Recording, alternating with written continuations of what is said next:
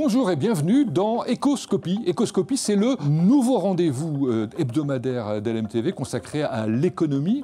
Alors plus précisément aux initiatives qui sont prises par les entreprises sartoises dans des domaines particuliers. Donc chaque semaine, une thématique permettra de voir tout ce qui se fait d'intéressant. Alors tout, non, puisqu'il y a foison, bien évidemment. Une entreprise en plateau nous permettra de découvrir son activité d'une manière générale et ses initiatives dans le domaine du jour.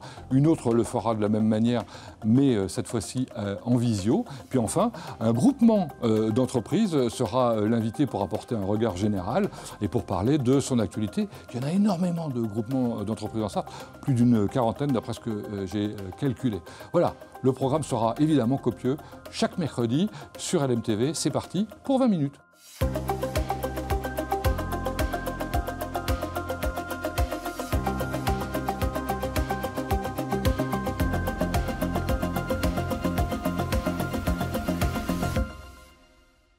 Nos invités en plateau, la menuiserie Bourgneuf avec ses dirigeants.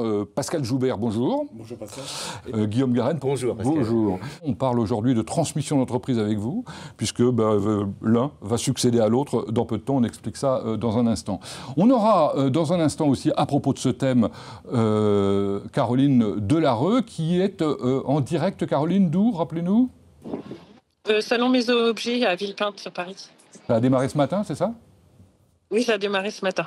Bon, bravo et merci surtout d'être avec nous. Et puis celle qui portera un regard sur ces échanges, eh bien c'est Séverine Capio. Bonjour. Bonjour Pascal, bonjour à tous. Séverine qui, vous le savez, est responsable de CMA Formation, Chambre de métiers et de l'artisanat de la Sarthe. À tout à l'heure, Séverine. Pascal, Guillaume, on va parler d'abord de votre entreprise, évidemment, Menuiserie Bourgneuf. Superbe entreprise qui existe depuis fort longtemps. Oui, absolument. Alors, Menuiserie Bourgneuf, c'est 3 générations avant qu'on la reprenne. Moi, je l'ai repris en 2006 et puis je l'ai cédé au groupe L'Oréal en 2016. Et aujourd'hui, effectivement, ça fait 19 ans, ça va faire 20 ans l'année prochaine, effectivement, que j'ai cette société.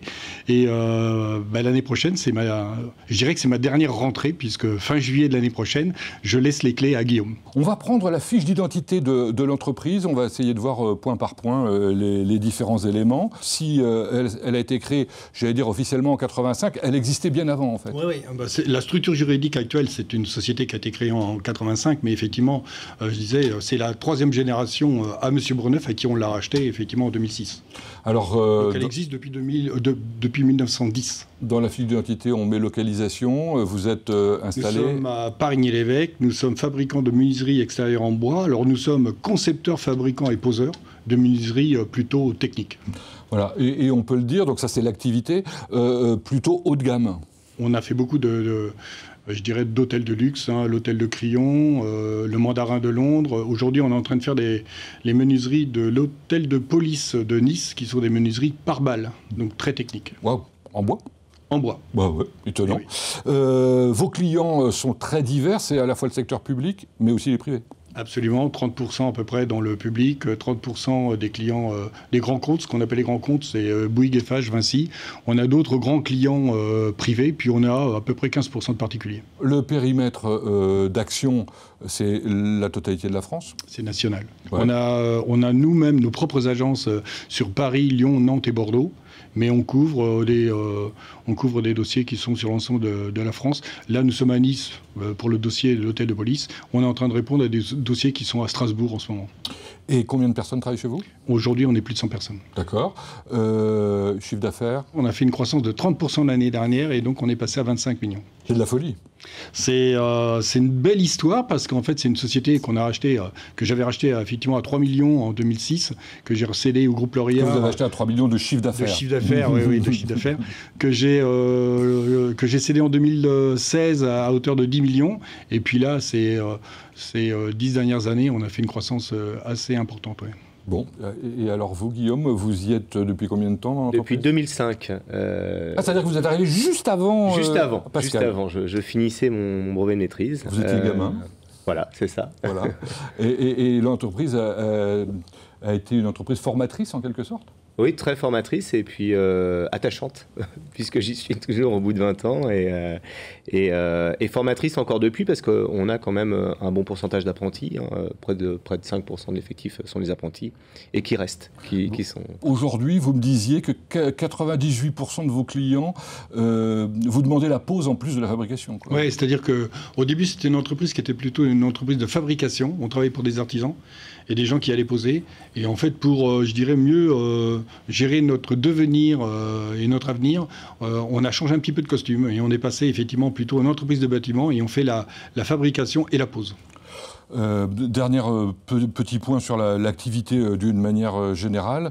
Vous appartenez au groupe Lorillard et dans le groupe Lorillard, vous êtes le bateau ou le vaisseau amiral ou je ne sais pas trop comment on dit. Disons qu'on est un petit peu, des fois on nous dit qu'on est le fleuron, mais en tout cas sur cette typologie de menuiserie et de marché, effectivement, on est sur le côté premium de la menuiserie bois dans le groupe Lorillard.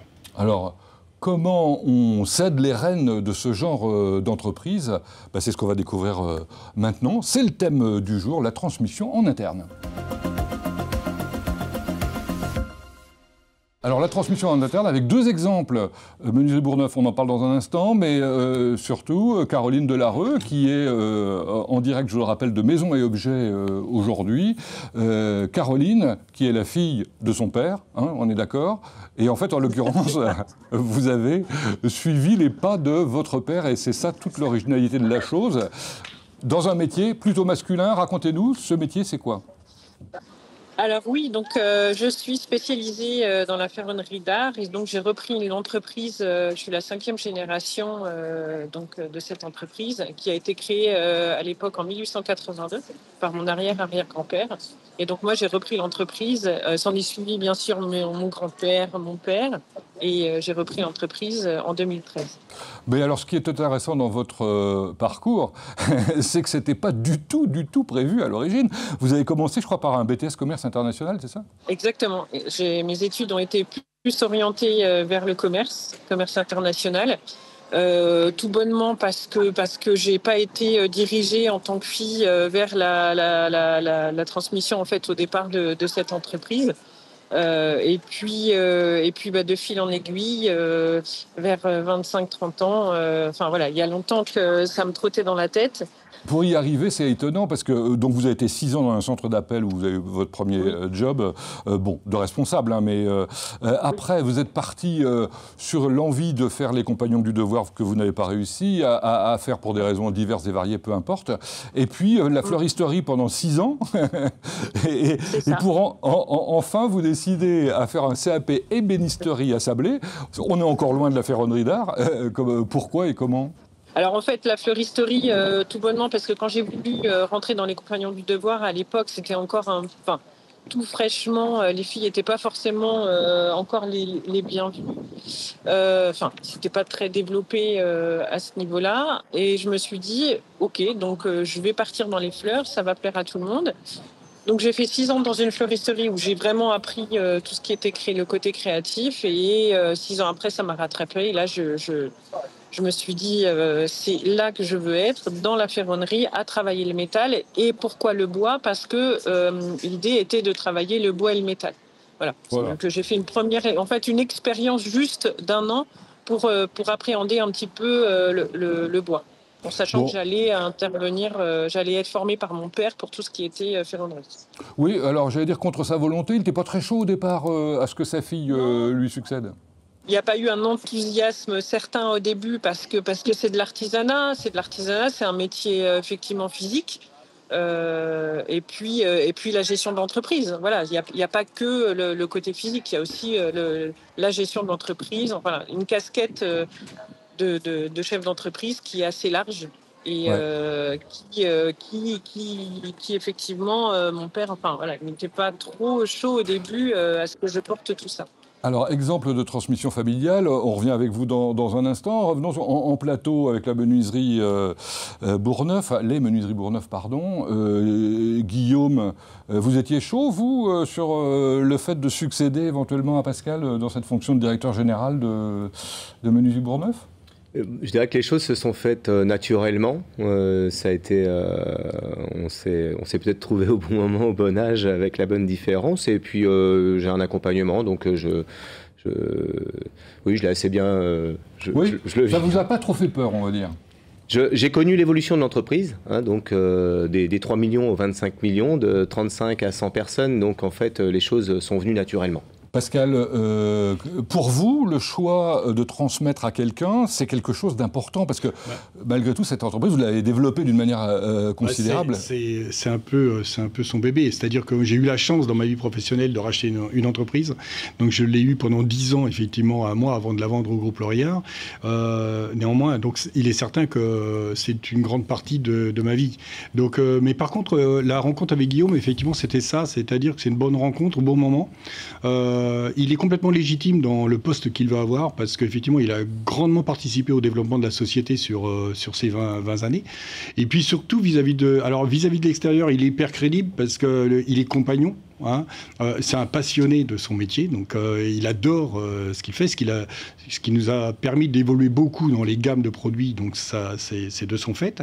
Et puis il est légitime vis-à-vis de l'équipe qu'on a en interne, et ça c'était aussi hyper important, parce qu'aujourd'hui il apporte à lui-même, je dirais, les 3/4 du business. Donc, oui, mais alors du coup, c'est pas les mêmes compétences que vous. Alors, vous, quand vous êtes arrivé, vous aviez des compétences de quoi? De financier, on va dire. Oui, moi j'étais plutôt finance, management, mais aujourd'hui, on a une structure d'entreprise qui nous permet effectivement d'avoir ce type de profil. Aujourd'hui, je pense qu'il va pouvoir les emmener encore plus loin demain parce que l'entreprise elle est structurée, plus structurée qu'elle ne l'était au moment où moi je l'ai prise. Parce que maintenant, on a un véritable bureau d'études, on a une partie finance, une partie pause. Donc aujourd'hui, on le structure...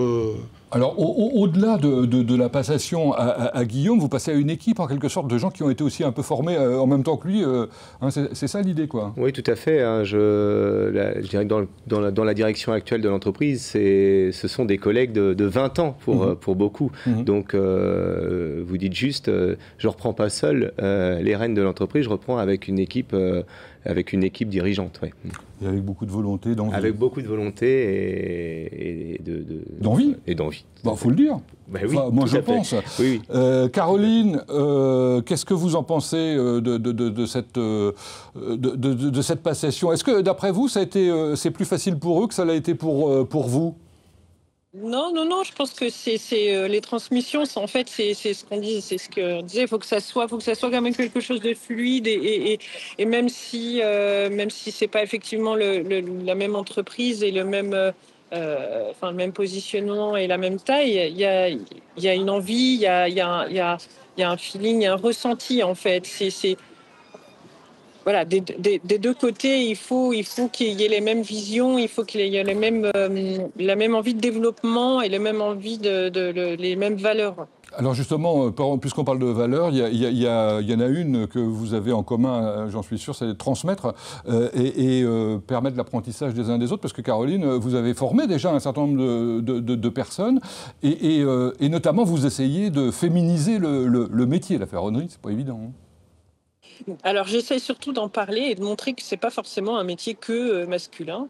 Et c'est pour ça que je me déplace dans les collèges et également en accueillant au sein de mon entreprise 2 à 3 stagiaires dans l'année, garçons et filles. Alors forcément, les garçons se présentent en priorité, mais on va dire que durant les deux dernières années, j'ai eu quand même 2-3 profils féminins qui se sont présentés et que forcément je prends systématiquement au sein de mon entreprise. Alors on va en parler avec Séverine maintenant, Séverine Capio de la Chambre de métiers et d'artisanat, dont la spécialité est la formation en l'occurrence. C'est bien d'avoir des entreprises qui à la fois proposent des stages et puis qui en plus permettent peut-être demain justement cette passation de propriété et de savoir-faire. Après, c'est vrai que c'est important qu'on transmette des savoir-faire, comme il a été dit, parce qu'il y a beaucoup de métiers artisanaux qui résident vraiment sur le geste précis, et en même temps sur la transmission de l'entreprise, parce que l'entreprise, comme il a été dit, c'est souvent une histoire de feeling, de relations humaines, et c'est vraiment des interactions entre les personnes qui qu'il faut valoriser, et c'est ce qu'on fait à la Chambre de métier. Vous dites qu'il y a une meilleure pérennité quand il y a reprise d'entreprise plutôt que création, en fait, hein. On sait qu'à 5 ans, dans les créations, on a une entreprise sur 2 qui survit, alors que 3 sur 4 sur la reprise d'entreprise, parce que justement, on se transmet ce savoir-faire et à la Chambre de métier, on accompagne également sur la gestion d'une entreprise. Donc, il y a toute cette formation-là aussi qui est importante pour pouvoir sécuriser le parcours aussi dans la transmission. Alors justement, dans la transmission, vous avez mis en place un site, transentreprise.com, qui permet de faciliter ces choses-là. Tout ne se fait pas en interne comme on le constate aujourd'hui. Aujourd'hui, c'est vraiment 2 exemples tout à fait particuliers. Qu'est-ce que vous pensez là, je m'adresse à Pascal Joubert. Qu'est-ce que vous pensez du parcours de Caroline, que vous avez vu il y a un instant là? Ah ben c'est génial, mais ce qui est bien, c'est qu'on est capable de changer de métier en peu de temps. Alors, c'est pas dit à tout le monde, mais je trouve que c'est génial. Et puis revenir dans des métiers comme ça, qui sont des vrais métiers d'art, où il y en a effectivement assez peu, c'est encore mieux. On a besoin de ces entreprises-là pour, en tout cas dans notre métier, pour nous, c'est hyper important. Merci pour ces témoignages. 3 mots de l'actu des uns et des autres pour terminer l'émission. Votre actu, c'est bientôt carrément le carrousel du Louvre, racontez-moi. Oui, tout à fait. Du 23 au 26 octobre, nous serons présents au Salon du patrimoine culturel, donc au Louvre. C'est une très bonne nouvelle, ouais, bah oui. pour le rayonnement de l'entreprise. Caroline, de votre côté, l'actu, on le voit bien, c'est le Salon Maison et Objets. C'est la première fois ou vous l'aviez déjà fait, Salon Maison et Objets? Non, j'ai déjà participé, c'est la 3e édition. Et puis le prochain salon, c'est les métiers d'art, et c'est début décembre. Alors je précise que l'émission est enregistrée, donc il y a un petit décalage par rapport à Maison et Objets, pour ceux qui se disent « Ah ben non, mais c'est pas en ce moment ». Bon bref, et puis du côté de la Chambre de métier, l'actualité elle est permanente, il y a plein de trucs, hein. Il y a plein de choses. Alors déjà par rapport au centre de formation, on a des inscriptions qui sont encore possibles dans tous nos métiers de l'alimentation et de la fleuristerie et du primeur. Et puis après on a la Foire du Mans, on a les WorldSkills à Marseille avec Antoine Niveau, un candidat en BM Boulanger. On a Serbotel à Nantes. On a le Big Bang de l'emploi sur le circuit des 24 heures. On a une belle actualité pour ces semaines à venir. Merci et bon courage à tous et toutes, Caroline, Séverine, Pascal et Guillaume, et surtout, bonne chance à vous. Merci de nous avoir suivis. On se donne rendez-vous la semaine prochaine. Là, il s'agira de parler des entreprises qui chouchoutent leurs salariés.